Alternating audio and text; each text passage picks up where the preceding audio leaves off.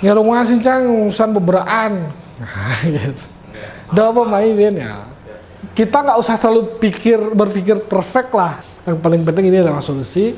Kemudian edukasi itu berproses gitu. Tidak hanya kita yang melakukan itu, tetapi desa-desa tetangga juga melakukan itu. Sehingga cepat nih antusias masyarakat.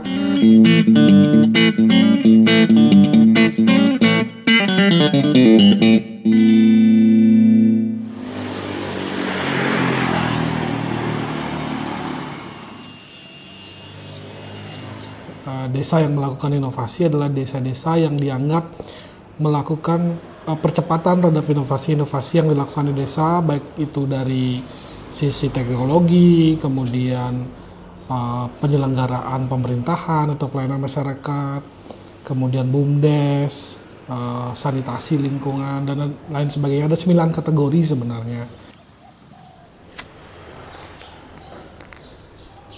Nama saya Nyoman Wahya Biantara, saya Prabekel, Desa Bengkel, Kecamatan Kediri, Kabupaten Tabanan. Kemarin kebetulan kita masuk, ada sebenarnya 2 award, 2 penghargaan yang diberikan oleh pemerintah Kabupaten Tabanan, yaitu satu Desa Inovasi. Jadi pemerintah Kabupaten Tabanan memberikan penghargaan bagi desa-desa yang melakukan inovasi. Kemudian satu lagi adalah Desa Bersih. Jadi kebetulan kita juga dapat masuk dalam kategori tersebut. Kami di pemerintahan Desa Bengkel mendapatkan nominasi ke-6. Sebenarnya kegiatan ini kan dalam rangka HUT Kota Tabanan yang ke-529. Jadi HUT Kota Tabanan ini ada waktu itu tercetus ide dari Bapak Bupati, karena saya juga ikut rapat waktu itu, untuk memberikan penghargaan bagi desa-desa yang sudah melakukan pemilihan sampah berbasis sumber, kemudian desa-desa yang melakukan inovasi-inovasi, nanti bisa diberikan insentif katanya seperti itu. Jadi penghargaan itu diinformasikan pada saat HUT Kota. Jadi siapa yang mendapatkan nominasi itu diinformasikan saat perayaan HUT Kota Tabanan kemarin.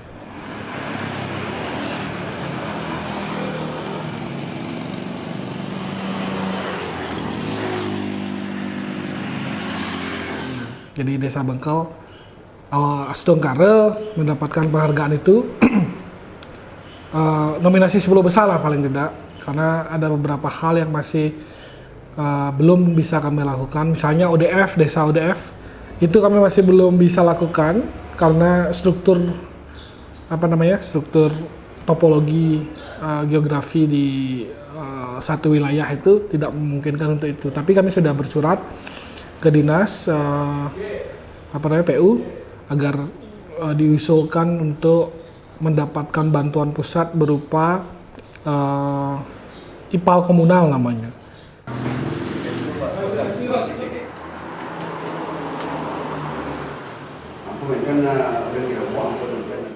Nilai tinggi kita sebenarnya di inovasi teknologi sama di pengelolaan sampah itu. Jadi karena kita seluruhnya di sini hampir sebagian besar gitu kita adaptasi teknologi. Nah itulah yang kemudian dapat meningkatkan peringkat kita di penilaian. Sebenarnya kalau menurut saya penting sih hal-hal semacam ini. Jadi untuk membantu desa juga dalam mengukur apakah pekerjaan yang dilakukan selama ini itu sudah ada progres atau enggak gitu kan. Di pelayanan penyelenggaraan pemerintahan desa, nah ini juga kita nilainya lumayan tinggi di pelayanan pemerintahan desa, karena kan seperti yang saya tadi bilang, kita sudah menggunakan teknologi tepat guna untuk pelayanan masyarakat. Teknologi kita lebih banyak ke sistem informasi desa. Sistem informasi desa di mana masyarakat saat ini sudah dapat terutama dalam hal administrasi, mereka sudah bisa lakukan dari rumah dan bisa cepat prosesnya karena kita mengadaptasi sistem informasi desa open source. seluruh data masyarakat kita bisa kumpulkan dan kita bisa analisis hasilnya. Nah, tidak hanya itu, kita dalam pengolahan, jadi semuanya terintegrasi nih dalam pengolahan sampah juga kita adaptasi teknologi. Jadi tidak hanya sekedar angkut buang, tetapi kita catat semua produksi sampah masyarakat, kemudian kita analisis datanya, berapa jumlah sampah residu, organik, anorganik, dan lain sebagainya, sehingga kita bisa tahu volume sampah masyarakat kira-kira berapa. Dari situ kita bisa membuat keputusan langkah-langkah yang bisa kita lakukan. Nah, itu salah satu teknologi. Kemudian yang kedua, teknologi berikutnya kita udah di hampir semua titik pertigaan dan perempatan di desa ini sudah ada CCTV. Tujuannya kan sebenarnya satu untuk keamanan, kemudian kedua untuk kedisiplinan sebenarnya, cuman ya kedisiplinan ini perlu proses lebih lanjutan nanti ke depannya. Nah, itu teknologi yang kita secara garis besarnya yang bisa saya sampaikan sih itu. Terutama dalam hal pelayanan, jadi nyambung lagi kan, nyambung lagi ke pelayanan. Teknologi ketika kita pakai untuk pelayanan masyarakat menjadi lebih mudah masyarakat, lebih cepat gitu kan. Kita di internal juga bekerja lebih produktif kayak gitu. Jadi semuanya kita masukkan unsur teknologi sih. Yang jelas produktivitas sih, kita di internal jadi lebih produktif kerjanya karena ada teknologi. Misalnya gini, dulu sebelum ada teknologi, info masuk ke sistem, teknologinya dalam artian teknologi yang otomatis gitu ya. Dulu teknologi ada, cuman sebatas muat surat pakai Word, membuat laporan pakai Excel kayak gitu. Nah, kalau menurut saya itu kan masih manual sebenarnya. Nah, ketika teknologi dimasukkan, dulu yang awalnya mereka kerja itu bikin satu surat keterangan kelahiran bisa sampai 2 jam. Sekarang mereka tinggal cukup 5 menit aja, nggak nyampe bahkan 5 menit udah selesai itu surat keterangan kelahiran atau surat keterangan yang diperlukan oleh masyarakat. Cuman prosesnya, pembuatan suratnya secara fisik itu cepat, cuman kan kadang-kadang ada proses verifikasi. Nah, itu belum lagi proses verifikasi kan. Nah, dulu 2 jam itu bikin surat aja. Karena ya kemampuan teman-teman perangkat desa kan tidak rata semuanya. Dengan masuknya teknologi ini mereka tinggal ngisi form aja, mengisi isian yang diperlukan, setelah itu klik satu tombol, suratnya selesai. Nah, itu salah satunya. Kemudian di sisi produktivitas yang lain dalam pencarian data. Jadi kita di desa kan sering banget dimintain data nih oleh supra pemerintahan di atas kita gitu. Dulu misalnya waktu vaksin lagi gencar, kita diminta untuk memvaksin masyarakat di atas umurnya di atas 60 tahun. Nah, kalau kita nggak ada teknologi yang masuk, kita pasti akan mengira-ngira nih siapa yang umurnya 60 tahun atau ngeliatin catatan buku induk yang dimiliki oleh kepala wilayah, tanggal lahirnya berapa, kemudian dihitung umurnya berapa kan gitu. Nah, itu masih manual sekali dulu. Nah, dengan adanya teknologi ini, mereka tinggal melakukan pencarian data itu mudah, tinggal masukin umurnya dari berapa sampai berapa, datanya itu bisa muncul. Jadi produktivitas kerja mereka lebih baik gitu kan. Ketika mereka sudah tidak disibukkan dengan hal-hal teknis, yang saya bilang teknis itu ya, ngitung umur segala macamnya itu kan harusnya nggak, itu kan butuh waktu banyak. Kalau dikerjakan manual butuh waktu banyak dan ya artinya menguras tenaga gitu. Nah, ketika itu sudah diambil alih oleh teknologi, mereka jadi bisa lebih berpikir lebih jernih kan. Nah, kebetulan kami teknologi yang lain juga kita gunakan di sini adalah menggunakan komunikasi via WA ke masyarakat. Jadi menginformasikan informasi itu nggak harus datang ke rumah-rumah gitu. Hawil tinggal menentukan namanya siapa, nomornya berapa, udah ada catatannya di kita, tinggal blast ke masyarakat. Nanti datang jam sekian. Terus daftar itu, kita kan buat daftar nih. Hari Senin, listnya udah ada siapa aja. Terus Selasa, listnya siapa aja, udah ada itu. Nah, ini kita tinggal informasikan ke masyarakat. Ketika daftar itu sudah selesai, kita bisa menyusun jadwal dengan lebih mudah. Gitu. Sehingga masyarakat udah jauh-jauh hari udah bisa arrange waktunya. Oh, hari ini saya libur dulu nih. ya vaksin dulu di desa gitu. Nah kayak gitu kan keputusan juga itu sebenarnya. Jadi mempercepat pelayanan kepada masyarakat. Salah satu contohnya. Dibandingkan kemudian kita kan 2 metode sebenarnya udah coba. Dibandingkan dengan menyampaikan ke seluruh masyarakat, plek, hari ini akan ada vaksin jam sekian sampai jam sekian. Masyarakat berbondong-bondong semuanya memang ke sini. Tetapi sampai di sini ada yang ngambil antrean, ada artinya stresnya lebih tinggi. Dan yang paling rapi memang dengan penjadwalan itu. Gitu. Nah itu di awal-awal ya. Nah di vaksin kedua masyarakat sudah mulai tahu, kita lebih mudah lagi gitu. Nah itu salah satu contohnya. Itu kan manfaatnya ke masyarakat tuh. Kita yang membuat keputusan, ambil datanya, buat keputusan, manfaatnya ke masyarakat.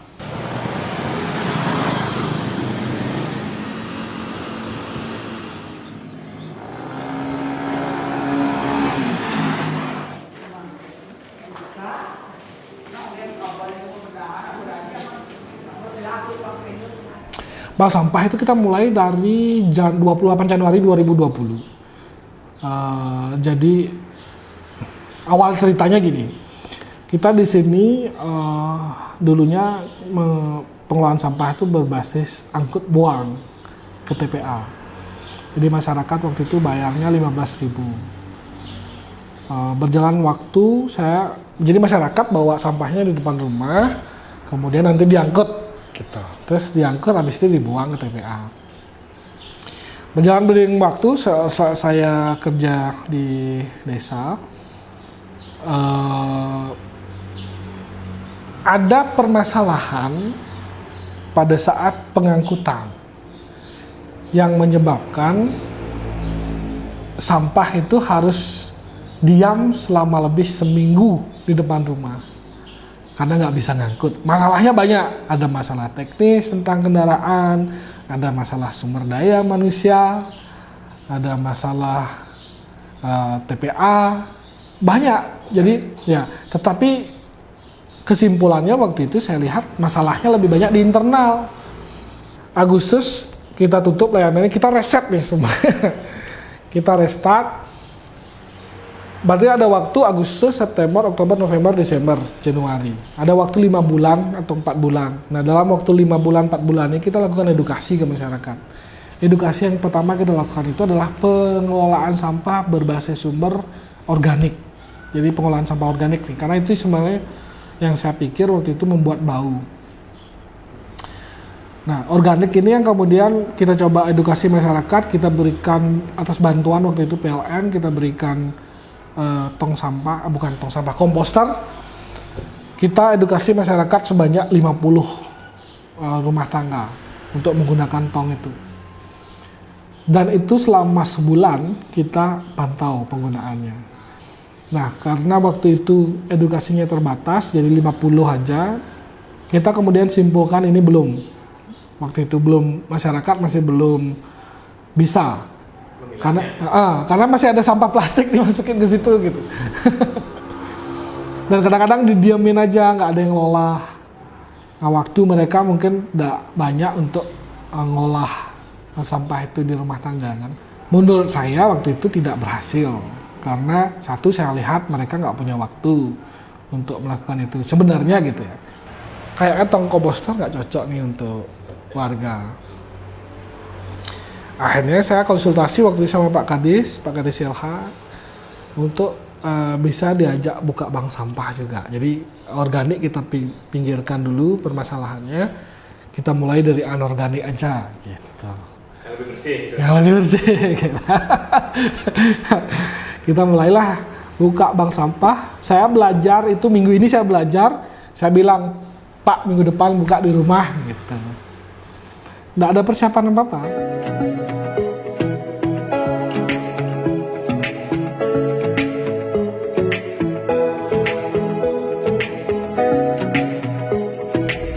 Waktu itu di Pejaten buka bank sampah, desa Pejaten kan.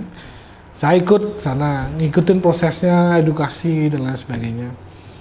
Saya merasa itulah sistem yang paling cocok gitu. Dan tanpa ini saya bilang, Pak, minggu depan tolong bawa ke Bengkel.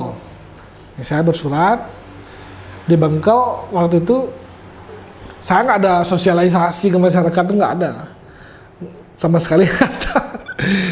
Pokoknya besok buka, hari ini saya kumpulin kader gitu. Jadi waktu saya bilang seminggu lagi gitu kan, saya langsung ke koordinasi dengan Kawil, tolong bentuk bank sampah di sana minggu depan gitu. Bentuk, malamnya saya edukasi mereka. Saya sendiri sama istri edukasi. Malamnya ini jenis sampahnya gini. Besoknya buka. Nah, malam besoknya itu cuma disampaikan aja ke warga, besok bank sampah buka gitu. Pokoknya segala macam sampah di bawah. Gak apa, biarin aja. Kita nggak perlu berpikir terlalu perfect dulu. Sampah datang. Nah, begitu masyarakat bawa sampah, kita langsung bawa selebaran. Biarin aja mereka bawa sampah yang segala macam, softtek pun ada, pembalut. Dilihatin kan sampahnya waktu itu. Cuman edukasi aja kemudian. Oh, ini titip buang ya Bu, gitu. Ini titip buang, kemudian nanti kalau bawa sampah bulan depan ini listnya. Nah, disitulah langsung mengedukasi masyarakat waktu itu. Nah, memang waktu itu cuma 20% keaktifan masyarakat. Saya memulainya dari 20%. Nah, dari 20% ini kita lakukan continue, persisten dan konsisten. Akhirnya masyarakat teredukasi dengan baik. Setiap sampah kan dikiloin. Jenis sampah ini berapa kilo, botol berapa kilo, kertas berapa kilo, kayak gitu. Plastik lembaran kresek itu berapa kilo, harganya berapa gitu. Jadi begitu mereka datang bawa sampah ditimbang. Habis itu ditimbang, dimasukin ke sistem informasi yang kita punya, SIMASA itu, sistem informasi manajemen sampah, kemudian dicatat juga di buku tabungan. Nah, tabungannya dibawa ke dia. Nanti boleh ditarik setelah 6 bulan menjelang galungan. Sekarang sudah 90% masyarakat ikut. Jadi masih ada yang nggak ikut, tapi sudah 90% dari 2021 sampai 2022 ini. Jadi saya rasa cukup 2 tahun loh. 2 tahun itu ya karena penduduk kecil juga di sini kan. Dan bagusnya gitu, kalau menurut saya bagusnya juga pemerintah Kabupaten Tabanan itu mensupport, sehingga tidak hanya kita yang melakukan itu, tetapi desa-desa tetangga juga melakukan itu, sehingga cepat nih antusias masyarakat. Kan kalau kita ngomongin masalah lingkungan sampah itu kan mereka selalu membandingkan dengan tetangga bisa, ini enggak nih kan gitu. Nah, untungnya ya, saya di sini diapit oleh 4 desa Pejaten, Belalang, Panggung Tibah dan Sudimara sudah melakukan itu, sehingga saya nggak sendirian gitu.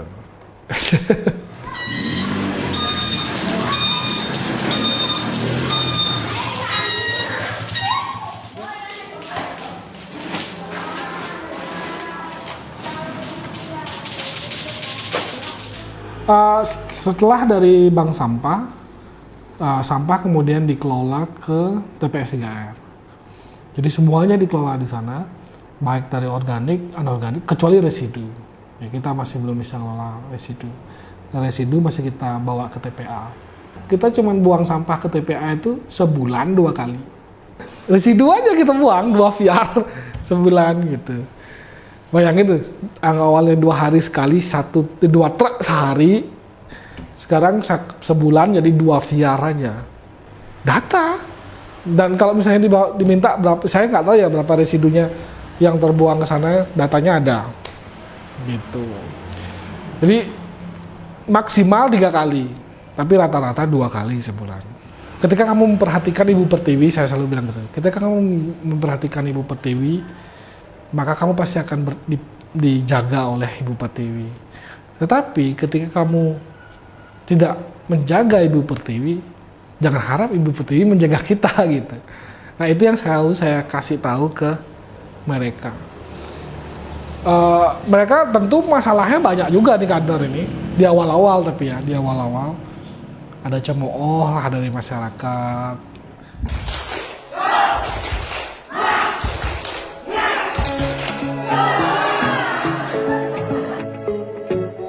Nah itu sih baik buruknya di masyarakat.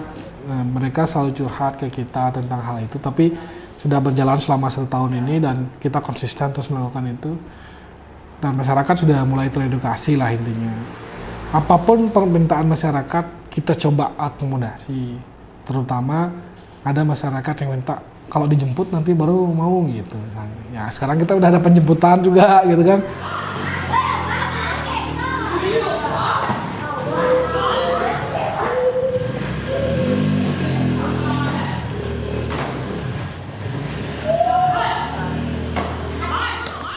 Nah untuk tata kelola pemerintahan, karena kita sudah menggunakan sistem informasi, jadi lebih transparan.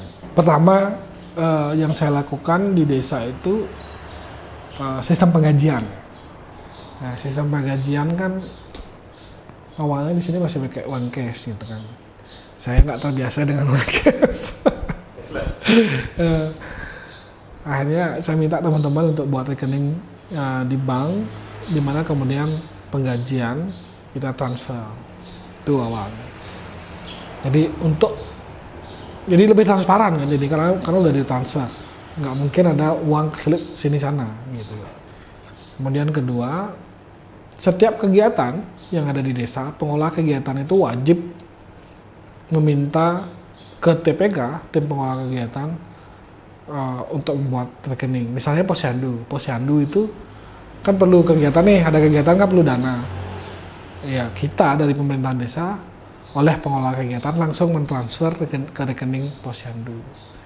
Jadi harapan kita kan di waktu itu supaya ya benar-benar transparan, ada keterbukaan antara pemerintahan desa dan masyarakat gitu.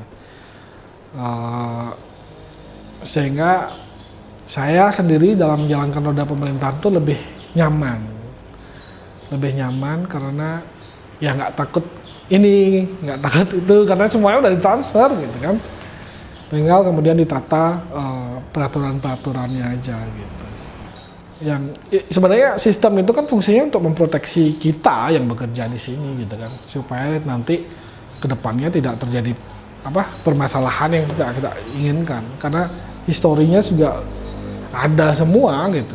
Yang awalnya histori itu di print kemudian diarsip dalam bentuk kertas, kemudian kalau ada pemeriksaan kita bingung nyarinya di mana. Sekarang sudah tinggal buka sistem, cari itu aja.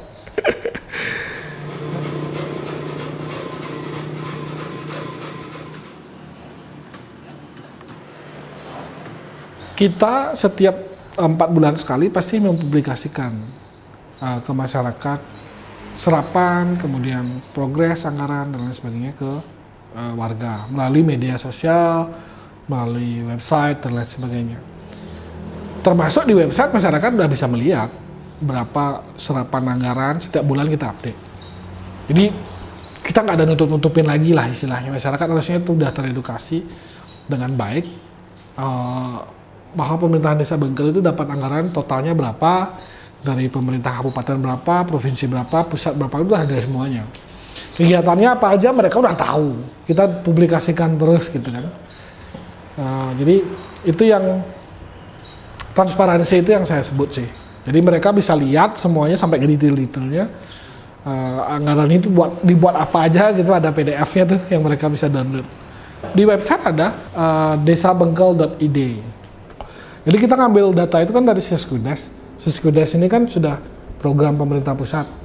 Jadi sistem informasi keuangan desa gitu. Setiap kegiatan pencatatannya di Seskudes. Nah Seskudes kita print PDF-nya, kita publikasikan ke masyarakat. Tuh. Sumber daya yang belum loh. Alat memang udah ada, sumber daya manusianya yang masih belum. Jadi itu yang perlu dipikirkan juga.